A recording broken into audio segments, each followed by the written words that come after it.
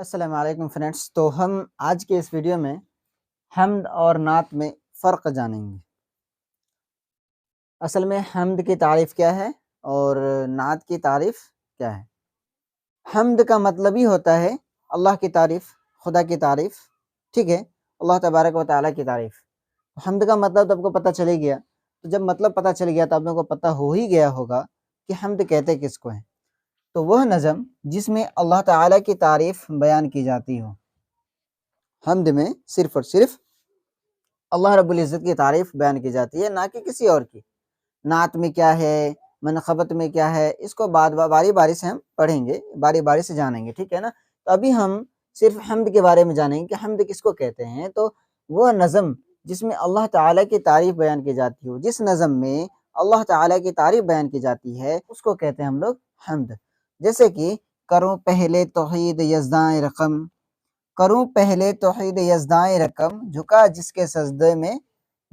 کے سجدے کو اول قلم۔ تو یہاں پہ کیا کہہ رہا ہے کہ سب سے پہلے قلم کس کے قدموں میں جھکا؟ سب سے پہلے قلم جو بنایا اللہ تبارک و تعالیٰ نے، تو سب سے پہلے کس کے قدموں میں جھکا؟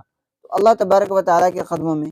تو سب سے پہلے تعریف کس کی ہوئی؟ اللہ تبارک و تعالیٰ کی۔ تو وہ نظم جس میں اللہ تعالیٰ کی تعریف کی جاتی ہے، اس کو کہتے ہیں حمد کہا جاتا ہے۔ اب نعت کی بات کریں تو نعت کس کو کہتے ہیں؟ تو وہ نظم جس میں حضرت محمد صلی اللہ علیہ وسلم جو ہمارے نبی ہیں، جو ہمارے اور آپ کے نبی ہیں، اس کو کہتے ہیں، جو ہمارے خاتم النبی ہیں، جو ہمارے آخری نبی ہیں حضرت محمد صلی اللہ علیہ وسلم، اس کی تعریف کی جاتی ہو، اس کے اوصاف کو بیان کیا جاتا ہو، اس کے بارے میں بتایا جاتا ہو، اس کے سیرت کو بیان کیا جاتا ہو، اس کو کہتے ہیں ہم لوگ نعت، ٹھیک ہے۔ ہم نے کیا لکھا؟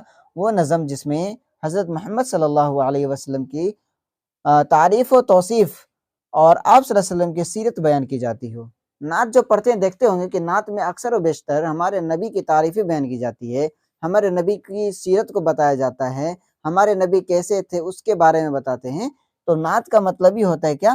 کہ وہ نظم، ایسی نظم جس میں آپ صلی اللہ علیہ وسلم کی تعریف بیان کی جاتی ہے، اس کو کہتے ہیں ہم لوگ نعت۔ تو اگر آپ کو پوچھے حمد اور نعت میں فرق، تو آپ کو صرف بتانا ہے حمد کس کو کہتے ہیں۔ تو حمد ایسی نظم جس میں اللہ تبارک و تعالیٰ کی تعریف بیان کیا جاتا ہے، اس کو کہتے ہیں حمد۔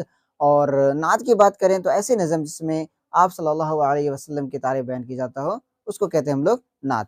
اگر کچھ ایگزامپل بھی لکھ دیں گے تو چلنے والا ہے، ادروائز ایگزامپل نہیں بھی دے رہے ہیں تو کوئی بات نہیں۔ اگر آپ کو تعریف پوچھے تو آپ اتنا لکھ دیں گے تو آپ کا ہو جائے گا، ٹھیک ہے۔